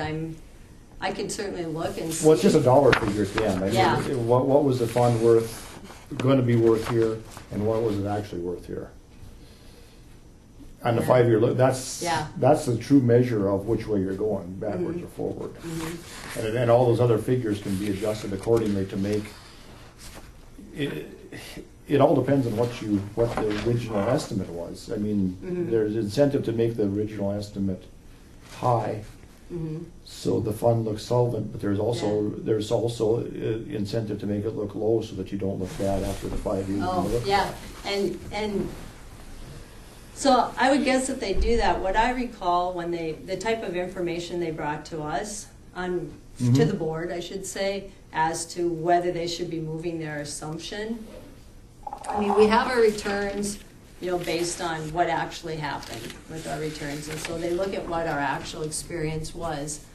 But then they also they use, it's another consultant, right? Consultants who are investment market consultants who project where they think equities are going to go and fixed income and that type of thing. So they also look at that type of analysis, like what's the likelihood that you'll be able to meet this return assumption, And I know that comes into the consideration. Our actuary came forward and they felt that the board should reduce our return assumption to 7.5%, because in their opinion, the likelihood of us hitting that was greater than the likelihood of us hitting a long-term return assumption of 8. Our board looked at that and they looked at our actual experience and the type of management that the State Investment Board does, because they're doing more active management of the investments and they feel they can bring value with that. They looked at that and they felt that 7.75% was realistic over the long term, and that was part of it's based on, history. Historically over the last 30 years we've met that, and plus the likelihood, can we meet that going forward? However, things change and things change rapidly, so it's clearly something that they're going to be looking at probably more frequently than 5 years to see if it needs to be adjusted. But you're exactly right as far as what that does to the soundness of the fund. And to kind of show you, quite honestly, where we are currently at before we changed the return assumption is that we were projecting that the fund was kind of just stable. Okay, it wasn't, it could just keep going on, if everything was met, it would just kind of keep going on at about a 70% funded level. And so that's not, we want to get back to 100% funded. So that's not our goal to stay there, but the fund was stable. When they did change to the 7.75% rate return, when they did the results on that, this line right here is where the fund is projected to go. So, so out at about 2061 or 2060, that's about as far as the fund's going to get funded, and then it's going to start tapering off. And if nothing changes, eventually it will run out of money. Okay? That was with that change in return assumption. Yeah, That's a long way out. But no one foresaw that the collapse of it in 2010 either. No. In 2005, No. that wasn't the way it No. was. No. So has there ever been any, and I suppose because it's a bureaucracy, has there ever been any talk of making this a defined benefit fund? A defined contribution? Yeah. Yeah, I can speak to that. Just like a 401k, and Yes. then you have control over then Right. if the actual basis is wrong, Mm-hmm. it's the individual employee that They're at that risk. bears the brunt of it. Yes, yeah. Actually, the legislature did do a study probably about 4 years ago Yeah. in the interim to look at that. Because they said, should we close the plan? Whoever's in it now can stay in it. Yeah. Because there's kind of a contractual arrangement that's part of your employment contract. But then anyone new would be in a defined contribution plan. And what happens when you close a defined benefit plan that's I know. but it is, you got to put a bunch of cash in it because you are obligated to pay the benefits. So it was they looked at that and it wasn't something that they pursued. So it No, has been but- looked at. Oh no, I But- guess it was kind of a leading question. That's Oh, why. no, that's fine. It's the fact of the matter. Because they can't, they And- realize that it can't go forward because it is an undefined liability. It can't go Right. forward. You got to keep putting without- money in it to sustain the benefits. Yeah. Right. But In private enterprise, they call it a Ponzi scheme. In government, they call it Oh. a retirement program. well, that's funny because I know I've been in legislative committees where that was brought up as well. Yeah. However, the PERS board is aware. This is not where we want to be, and clearly we can change. And so they are looking at some things that could be done to propose for legislation in the next session that will hopefully help this situation, because they're perfectly aware, just like you, well, are we going to have a big market correction like we had in 2008? Well, that wasn't a correction. That was Yeah, right. unprecedented in the last 100 years. But they're very much aware of that too. Although markets are for the most part have been good the last couple years, well, when's it going to tank? And if it does, we clearly are not in the same position we were back in 2008 when we were 100% funded. So they realize the risk of this. So they feel it's a very serious concern that we need to do something. And so they have a few things that they're looking at, which if you want, I can tell you kind of what we're looking at. This is kind of the funding formula for retirement, Yeah, right? right. Contributions plus investments equals the benefits. And that's how you fund it. So The one that we've looked at first, because obviously is we need to put more money in with contributions. If we would get that last year of the contribution increase, that would put the plan on track to being 100% funded in, let's see, what are we in about 25 years or so. So I mean, if all other assumptions were met. Okay, so that's one thing, but we know that that has not been successful. And we know that times are tougher now. I mean, I hear you talking about, budget shortfalls. The state has a budget shortfall. I don't know about here, but, state employees, we didn't get pay increases for 2 years. I mean, we're not getting them for 2 years. So times are different now than they were 4 years ago, and we couldn't get it passed then. So we still think that's the way to go, but we know that the reality of getting that, I don't know if it's going to happen. That would be very good right there. What? If you stuck with that equation.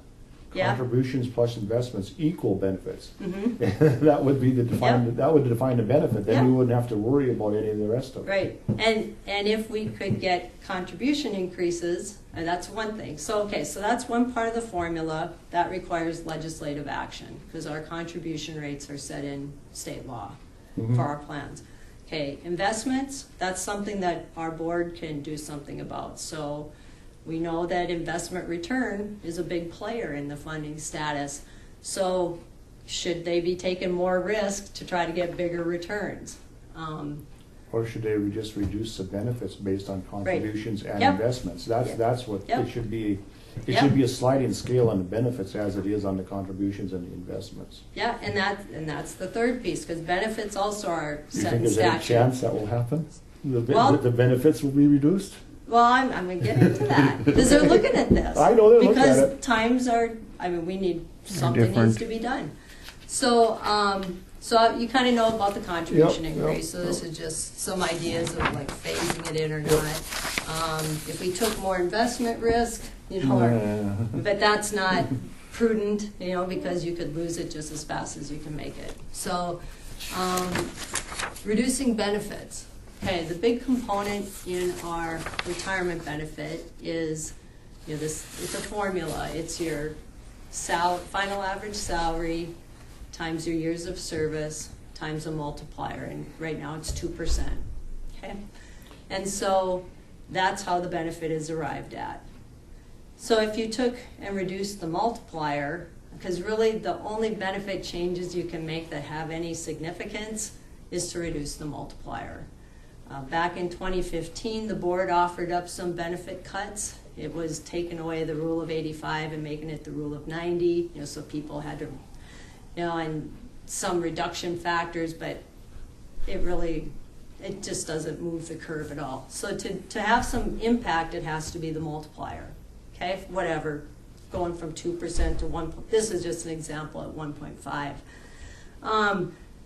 In order to have the biggest impact, you'd have to do it for all non-retired employees. So, like for me, I'm a current employee. I haven't retired. My multiplier would go down. And anyone new into the plan, they would be at the lower multiplier. Okay? So that gets the biggest financial impact. Or you could do it just for new hires after a certain date, that anyone hired after July 1 of 2019, their benefit is at a different multiplier. Mhm. And that we actually found out. We didn't think that would help, because we didn't think it would have an impact soon enough, but our actuary did run some projections, and that will actually put us on a track to being 100% funded. With the multiplier, here's the issue that we have to face when you start looking at benefits. It's kind of showing what's legal and what's not. You can't make changes to people who are already retired and receiving a benefit. That's clearly, case has shown you can't do that. Over on the right, on the green side, new employees, you can do anything because there's nothing. But all the people in between, the people who are vested or not vested, who are working, who have left work but they haven't retired, they still have an account with us, it's varying degrees of whether you can mess with their benefits or not, because there's things in the state constitution saying that when you get employed, whatever benefits you're offered upon employment, it's a contract. But there's not clear cases supporting or not. So there's a risk if you mess with current employees. So that's just something that the board has to consider. Quite honestly, they're really not comfortable with subjecting the fund to a lawsuit. They're more inclined to change the benefits for just new employees. And we know now that doing that will help the funding status just on its own, even if you don't get the contribution increases. Changing the multiplier will change the curve for us. It will, but the way to solve it is to not let an employee draw more than to put into the account plus what it's earned. The biggest problem is when people draw more than what they've contributed to the account. Right. And the variables the biggest variable that comes into play there is longevity. How long are people going to live? And there's no way to put your finger on that. No. And that keeps growing and growing and growing and growing. Right. Without putting a cutoff, just like we would do in a 401k. Here's how much money you put in, here's the growth, here's what you're entitled to. Yeah. Without fixing that, there's no fixing any of these. And Yeah. they've been going on forever, and every one Yeah. of them is underwater all over the United States. Yeah, I don't know. Yeah, and it is, and it's a. I mean, a defined benefit plan doesn't work that way. I mean, it's a guarantee of a lifetime benefit based on a formula. If the plan, if the contributions coming in met what was getting paid out, there wouldn't be a problem. Do we have a cash flow problem now? No. But if nothing's done, down the road, there will be a cash flow problem. You did have a cash flow problem, but what you did was up the rates in order to overcome the cash flow problem. Right. So And that's because that's the funding formula, right? Either contributions, investments, equals benefits. Yeah. So the question is, what's Griggs County's obligation to the fund? What would happen if Griggs County said we no longer want to be Part of the fund? That is fund. certainly an option that you have. And what does it do to our employees? What does it do to our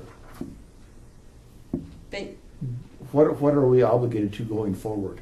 My understanding, and if I'm not right on, I'll go back just to make sure, but if a county is part of your agreement, you can pull out of the plan at any time.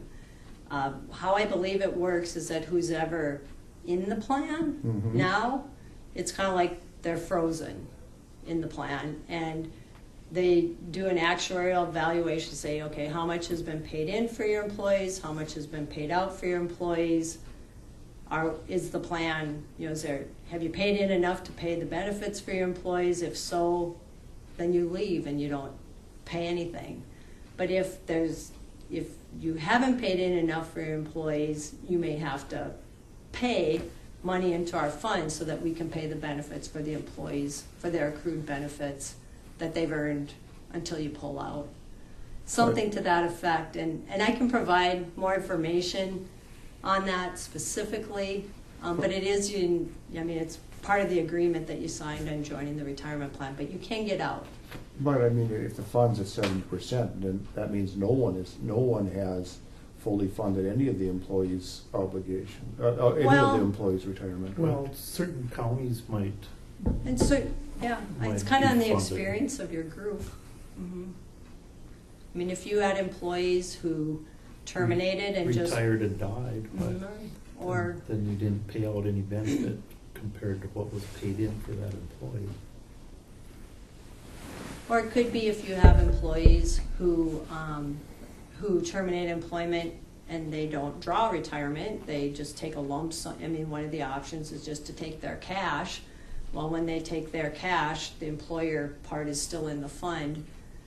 So it's hard to say, but there is a process for exiting out of the plan. So in an employee, let's just use a landing employee, and they didn't make it to retirement, and they are no longer a county employee. Their dollars are frozen there, but Griggs County has no obligation to that employee anymore. to funding that employee's retirement, even though when they get to be a retirement retirement age, they'll be age. able to draw on that. Griggs County has no obligation to that employee, correct? But under if we pulled out, I believe you're saying that we would have an obligation to Yeah. fully fund that employee's retirement. The problem is we don't know the length of time of that employee's retirement. It's a, Sure. how do you determine that?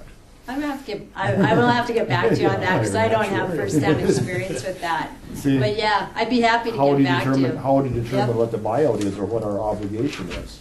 Yep. Hey, Jimmy? Howdy. How's everyone today? Good. Send anybody to prison today? Broke even. Better luck next. Well, I've been in court for a week, so it's been kind of Oh. nice and quiet. That's good. We don't want anybody going to prison. Okay. So that one I'll definitely get back to you, because, I mean, yeah. it'd just be interesting Yep. to see what they, Yep. I know we have had employers who have pulled out, but not a lot. But it is something that is an option, and it's Well, no, I defined on don't- how you do it. I Yep. don't think would ever do that, but that would be a Mhm. very good indication as to what the state thought of the health of the fund. Or, yeah, and again, Because Yeah. if it costs, if here's what it costs to pull out, then that'll tell you what they think of the viability of that fund, rather than what they think of the viability of the fund. I don't know, that's pretty deep on a Friday afternoon. What they Okay. really think or what they're. Are there any other? I have one more Do you have a thing. little bit more you're I gonna go just have through? one more What they thing, believe. yeah. If Just a minute here, if I guys. could. Okay, just one more thing Yep. too. Okay, that we're looking at proposing Yep, to help with the funding status of the plan, yep. and that the board is looking to move forward as well. For all of your employees who are in the PERS defined benefit plan, they're also in a plan called our retiree health insurance credit plan, and it's funded based on payroll. The employer is paying 1.14% contribution. You pay it all in with your retirement, so it all comes to us, but part of it's going to fund this benefit. It's a benefit that when you retire, you get $5 for every year of service, and you can use that to help offset your cost of insurance premiums in retirement. So that's a benefit that's there. What we're looking at is what would happen if for any new employee hired after a certain date, that instead of that 1.14% contribution getting paid into for this retiree health credit benefit, what if that just got paid into the retirement fund instead? Would that help? So it's kind of redirecting money for new employees. And in looking at that, just the bottom lines where we're at now, by just redirecting those funds, it does put the plan on track to being funded. What we like about this option is it requires no new money. It's money that's already, being paid. It's already what you've already figured in on what you're paying for your employees, and it puts the curve on the right way. So that's something that they're looking at. What did the health insurance credit pay? What does it pay? Yeah, what will it pay for a current retiree? So let's say I have 20 years of service. Yeah. Someone who retires with 20 years, it's $5 for every year. So that'd be $100 a month that you can In your use. Part B. You can use it for any health insurance, dental insurance, vision insurance. So it's a supplemental thing, but To pay your supplement to your Medicare. yeah, or, Yeah. I mean, yep, or, yeah. Or whatever you choose. Or whatever, yeah, whatever you choose. And this is, by just changing that for new employees, that can, Are there any more of those add-ons in the program? no. And this is a separate benefit. I mean, and just to be honest with you, the way this program was originally funded back in 1989 was by taking a % of contribution from the retirement plan to start this program. Right. So I mean, it's contributions that the employers have always been paying, it's just where is it going to fund the benefit? But, so those are some things the board's looking at. They're looking at advancing several of these to be studied here in the interim. They go before an interim legislative committee. They recognize the seriousness of, you know, the challenges that are there. They recognize what you say too. I mean, if the market, if we get 5% returns or 3% returns, the fund is vulnerable. Mm-hmm. And so they are serious, I mean, looking at different options that may have a better chance of passing to rectify that. So one other question, how many of the county participants pay the full? Full share? Yeah. You know, I don't know that offhand. It's all over the board. I mean, we could get that. Each employer has the right to do whatever they want. Some employers are having their employee pay it all. Some split it 50-50. I mean, it's whatever they've negotiated. By employers you mean government entities? Government entities, I'm sorry. Yeah, because I mean, we have, you know, over 300 cities, counties, and school districts who are in the plan. They each do their own thing. Could you show us what the counties, what the different counties do? That would be interesting to see. Yeah, I think that we can easily do that. And that's something that you can change. I mean, from our standpoint, we just have a form that you need to sign to say, starting this date, this is how, we need to know it for tax purposes, because how it's paid impacts how it gets reported, whether it's taxable or non-taxable income when it comes out of our fund. So that's something that you as the governing body have the authority to change whenever. I mean, if you want to pick up more or pick up less, Well, I mean, that's the your way it is decision. right now, every time you raise the employer's contribution, it doubles our. Oh, because are you paying the full? Oh, nice. That is nice. You know, the state didn't do that. No. But state employees, you know, we're paying 3% right now for that. But yeah, and that's an governing body decision. We don't. So there's no effect on the fund if No. if the entity changed its No. amount of participation. No, because the money will still come in. It's just whether we show it as something that's been taxed already or not taxed, and so that when we pay it out, we know how to report it. Yep. Okay. Yeah, and then if we could go to a private plan on Yep. future employees, that would be. Yep. So those two takeaways? That's probably about it. Okay. Great.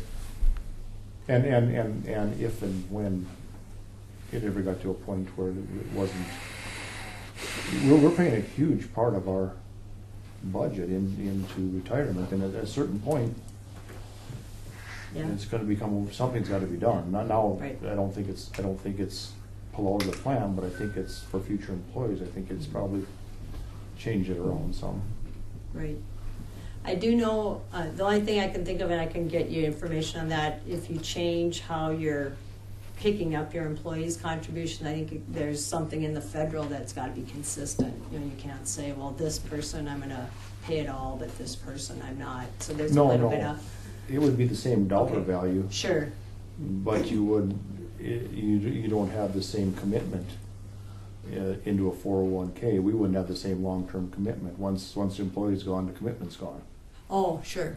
Yeah. Once the employee's gone under this, there's commitment is still there. Sure. So it's almost like offering a different retirement plan for new employees. Is It what you're thinking of. would be. So Yeah. again, you know. Yep.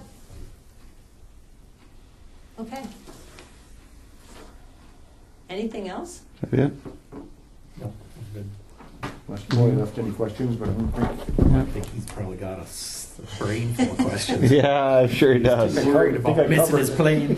Well, thank you very much for coming. Sure, and I was going to say, if you should have any other questions, I could probably come out again, but if Yeah. phone call away as well. Yeah, I mean, if no, there's okay. something specific, I'd be happy to answer or respond to at any If he's got time. web questions, do you have a site you can leave for us to? Yeah, actually, You can on the probably- last page of the handouts, Yeah, we'll there's get some Okay. contact information Very there. good. So Yeah, we were on. That's where a lot of this Yeah. stuff came from. I Okay. guess In my fact, name's I've not, seen all this. my name is not on there. Maybe that was intentional. But you can just call our office. Okay. And- Okay. Thank you.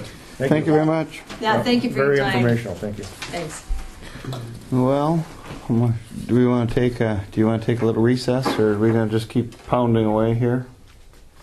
I'd move we take a 5-minute recess. Okay. That we will do so. I don't think we need a motion to do anything like that, so. I need a second. Yeah, you do. Do we? Yeah. Okay. I'll second it. Okay, all in favor say aye. Aye. Opposed. Going to go to a 5-minute recess. Please return here at 3 to 3.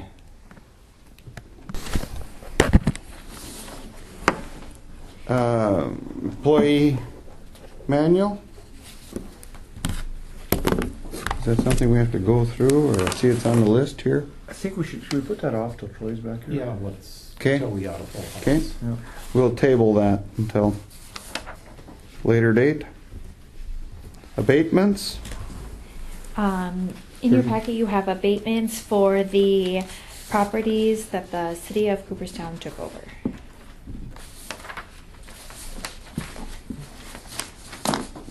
Is this on file from last time? Say that again? Do you have it on file from last time? What I filled out? Yeah, need to I have think copies. so. I have copies of that too. So you need a motion to approve? Let's see. Or is this just for our record? No, we'll you have to approve these. these. Hang on here.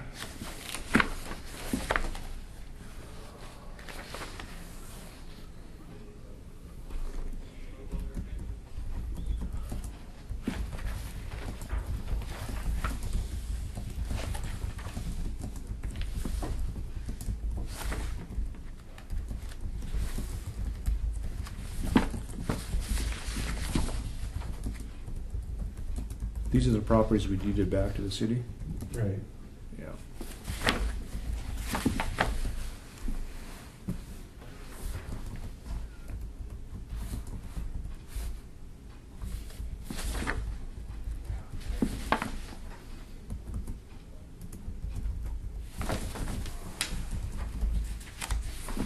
I didn't get them back on the tax rolls, did it?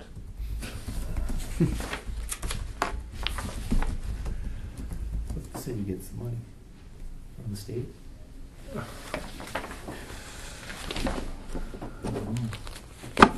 Jamie, is that proper procedure? That we value these at nothing, abate the taxes down to zero? That's normally what happens when I get given back to the city. So moved. Okay, can I have a second? We'll do roll call again. John? Aye. Dale? Aye. Mark, aye. Motion carries.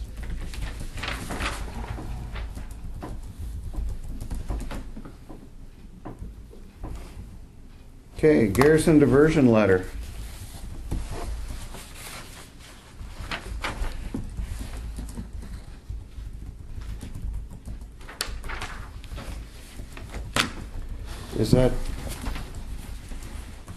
Is this something for us, or is that something that I gotta make sure that the city gets a hold of, or do they get a copy of it?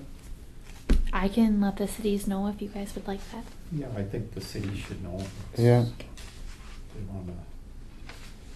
They wanna go through it? Binford took advantage of it last year, the Binford Rodeo Association, they belly up, get some bleachers out of the irrigation money. Is it just municipalities, or Park board can apply for it too. Any government. Yeah. would the museum board be able to apply for any? I wouldn't doubt it. It has to be for specific purposes, but you can Yeah. look on the website and see what they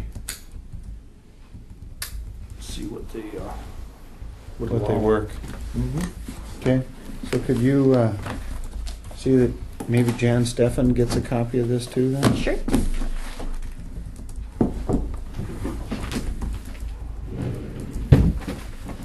I don't know if, and they'd have to look into it with library, see if they run a big day or something like that, if they can apply for some small grant. I think it would probably worth their time I don't think there's anything on there that would apply to the library for sure. Anything like that? It's recreational. Recreational things. But you can look. Okay. Courthouse facilities grant. Page 57, the next page over. Denied. Told us Denied. we're not getting anything. What were we trying for, flags? Yeah. It was flags and A seal. a seal. Yep. Okay. And but they said we can reapply at a later date. So And Kelly received a copy of this letter, so she's aware. okay. Old courthouse, new courthouse. Anything? Yeah, I guess it's old courthouse, not new courthouse. We got a bid for $8,000 on that old social services building. Oh, uptown. Yeah, and of course, I don't think we can accept that. It's listed at $60,000. If we can't get 30 out of it, I think it's probably storage for Griggs County is the best purpose for it. Yeah. I mean, we sure could use some secure storage for something that we have. You probably got things in your office that need secure storage. Yep. So maybe we should talk about reducing the asking price to maybe $40,000. But I don't think we should go a whole lot lower than that. No, it's a good building. Yeah. Oh, yeah. We have some uses for it rather than let it go out the door at that low values. Again, that vault and everything. There's things that probably need secure storage that. We had something that if we end up being able at some point to get rid of this building, there's going to be a lot of stuff that we're not going to have room for here. Right. So I'd make a motion that we instruct the realtor to lower the selling price to $40,000. Second that. Okay. We got a motion and a second. All in favor say aye. Aye. Opposed? Motion carries. Just for the record, I think that you guys, just for clarity in the record, I think you guys should talk about that $8,000 bid and make a motion to not accept that. It hasn't been presented as to us Whatever. yet. Okay. No. I mean, they'll have to formally present that. We just know there was one made, Okay. but nothing. It was made to the realtor, and the realtor will have to then Right. respond. Okay. I think is the way you do it, isn't it? Yeah. Yeah, we have to have some sort of formal letter, I would think, Yeah, before we can the deny realtor it. will have to present it to us Yeah. before we act on Yeah. it. Any future business? Needs to come before this board. Well, I see the eave trough is off the east end of the old courthouse. That should get fixed before that starts running water on them bricks and blows that wall out. Okay. Somebody got a boom truck that can get up there Well, it's down low, it's on the east side. on the east side, it's maybe extension ladder height, I guess it is. Is that- We should be able to get a boom truck in there.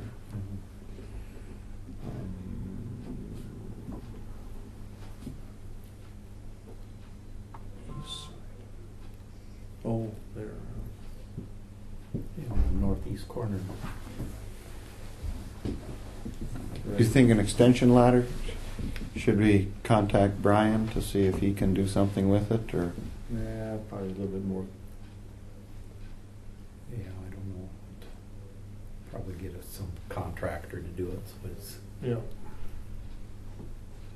Put that back up? yeah, if it's there, it's laying there.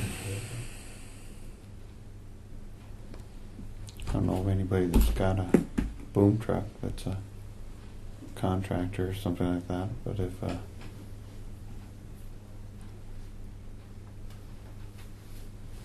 or do you want to have Brian take a look at it, see what he thinks he can do, and if he can just climb up there and fix it, then he can do that. Sure. Yeah. Who's got the building on their portfolio? It doesn't better not say me. We didn't have to, you did. I think all of you do. Sounded like volunteerism to me. Yeah. Everything but the train whistle. Yeah. I think it's all of you, but let me. Yeah, I don't think any one Okay. person has the. Okay. Yes. I'll talk to Brian and see what he thinks, if he can do something with it. If not, Yeah, we get somebody to can. okay.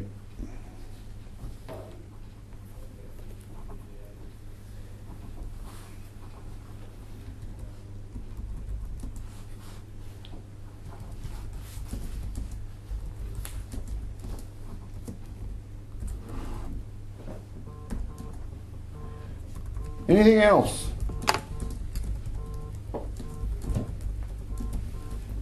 Hearing none, do we have a motion to adjourn? I move we adjourn. Okay, do I have a second? I'll second that.